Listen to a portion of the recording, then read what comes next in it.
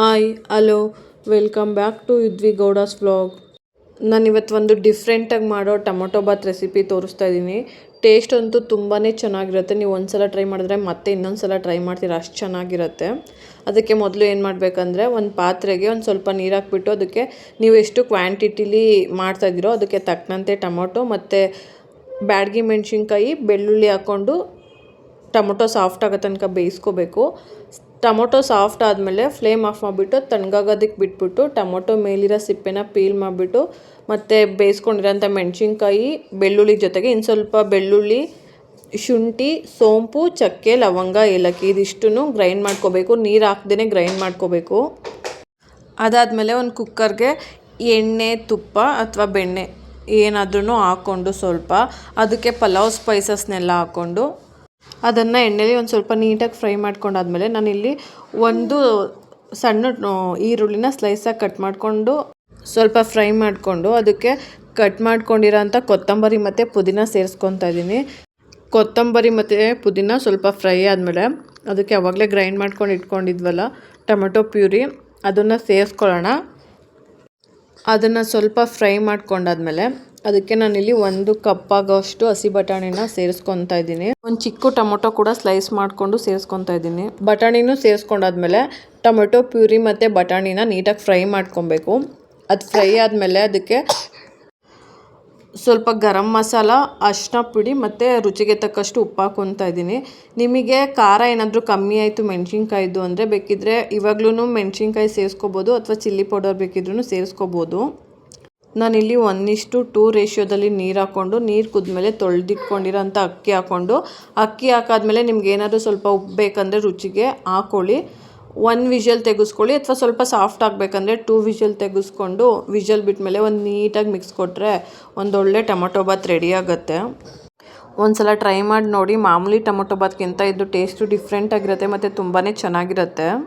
ನಾನು ಲಾಸ್ಟ್ ವಿಡಿಯೋದಲ್ಲಿ ಒಂದು ಪ್ಲೇಟ್ ತೋರಿಸಿದ್ದೆ. ಸೊ ಆ ಪ್ಲೇಟ್ಗೆ ಇವತ್ತು ಸರ್ವ್ ಮಾಡ್ತಾಯಿದ್ದೀನಿ ಟೊಮೊಟೊ ಬಾತ್ನ. ಆ್ಯಕ್ಚುಲಿ ನನ್ನ ಮಗಳು ಹೇಳಿದ್ಲು ನೀನು ನಾಳೆ ಅದೇ ಪ್ಲೇಟಲ್ಲಿ ನನಗೆ ಟಿಫನ್ ಹಾಕ್ಕೊಡ್ಬೇಕು, ಇಲ್ಲಾಂದರೆ ನಾನು ತಿನ್ನಲ್ಲ ಅಂತ.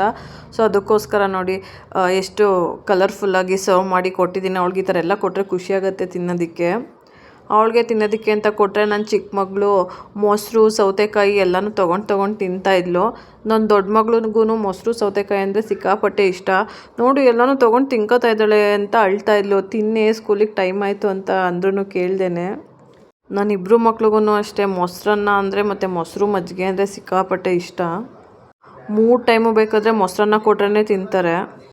ಅವಳನ್ನು ತಿನ್ನಿಸ್ಬಿಟ್ಟು ಸ್ಕೂಲಿಗೆ ಕಳಿಸ್ಬಿಟ್ಟು ನಾನು ಮಿಕ್ಕಿದ ಕೆಲಸ ಎಲ್ಲ ಮಾಡಿಕೊಂಡೆ.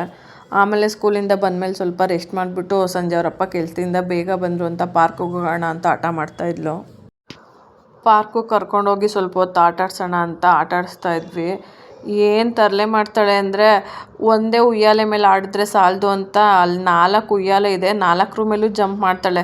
ಪಕ್ಕದಲ್ಲಿರೋ ಉಯ್ಯಾಲೆ ಮೇಲೆ ಯಾರಾದರೂ ಇಳಿದ್ರೆ ಅಲ್ಲಿಗೆ ಹೋಗೋದು, ಮತ್ತು ಇಲ್ಲಿ ಇಳಿದ್ರೆ ಇಲ್ಲಿಗೆ ಬರೋದು, ಅದೇ ಸರ್ಕಸ್ ಆಡ್ತಾ ಇರ್ತಾಳೆ. ನನ್ನ ಚಿಕ್ಕ ಮಗಳು ಮೊದಲು ಪಾರ್ಕಿಗೆ ಹೋದರೆ ಇಳಿತಾನೆ ಇರಲಿಲ್ಲ, ಅಷ್ಟು ಭಯ ಪಡೋಳು. ಇವಾಗ ದೊಡ್ಡ ಮಗಳಿಗಿಂತ ಅವಳಿಗೇ ಧೈರ್ಯ ಜಾಸ್ತಿ ಆಗಿಬಿಟ್ಟಿದೆ.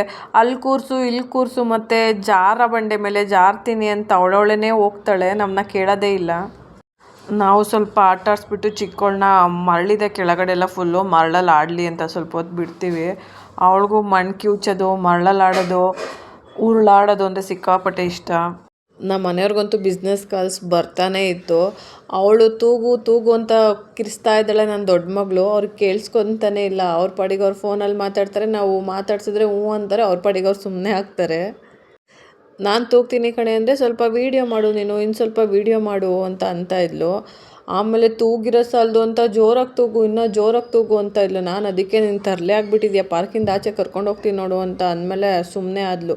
ಸಿಕ್ಕಾಪಟ್ಟೆ ತರಲೆ, ಭಯ ಅನ್ನೋದೇ ಇಲ್ಲ ಅವಳಿಗಂತೂ. ನನ್ನ ಚಿಕ್ಕ ಮಗಳು ಮರಳನ್ನೆಲ್ಲ ಎತ್ಕೊಂಡು ಎಲೆ ಮೇಲೆ ಉಯ್ಕೊಂಡು ದಾರೆ ಉಯ್ಯೋ ಥರ ಅದೇನೋ ಅಂತ ಸೌಂಡ್ ಮಾಡ್ತಿರ್ತಾಳೆ. ಯಾವಾಗಲೂ ಅಷ್ಟೇ ಅವಳ ಪಾಡಿಗೆ ಅವಳು ಯಾರನ್ನೂ ರೋಸ್ತೆ ಆಡಬೇಕಾದ್ರೆಲ್ಲ ಅದೇನೋ ಮ್ಯೂಸಿಕ್ ಆಡ್ತಿರ್ತಾಳೆ ಬಾಯಲ್ಲಿ ಅಂತ. ಅದೇನಕ್ಕೋ ಗೊತ್ತಿಲ್ಲ, ಜೋಶ್ ಬರಲಿ ಅಂತ ಏನೋ ಇನ್ನು ಸ್ವಲ್ಪ ಆಟಾಡೋದಕ್ಕೆ. ಪಾರ್ಕಿಗೆ ಹೋಗ್ಬಿಟ್ರಂತೂ ನನ್ನ ಮಕ್ಕಳು ಅರ್ಧ ಗಂಟೆ 1 ಗಂಟೇಲಿ ಬರ್ತೀನಿ ಅಂತ ಹೋದರೂ 3 ಅವರ್ ಆದ್ರೂ ಬರೋಲ್ಲ. ನನ್ನ ದೊಡ್ಡ ಮಗಳು ಇದ್ದಾಳಲ್ಲ, ಹೊರಟ್ರೆ ಸಾಕು ಪ್ಲೀಸ್ 5 ಮಿನಿಟ್ಸ್ ಅಂತ ಹೇಳ್ತಾನೆ ಇರ್ತಾಳೆ, ಆಚೆನೇ ಬರೋಲ್ಲ. ಅವ್ರ ಅಪ್ಪ ಇದ್ದರೆ ಎಷ್ಟೊತ್ತಾದರೂ ಆಗಲಿ ಆಡಿಸ್ಕೊಂಬರ್ತಾರೆ. ನಾನೇನಾದರೂ ಹೋದರೆ ಜೊತೇಲಿ ಸೊಳ್ಳೆ ಅಂತೂ ಜಾಸ್ತಿ ಅಲ್ಲೆಲ್ಲ ಇವಾಗ.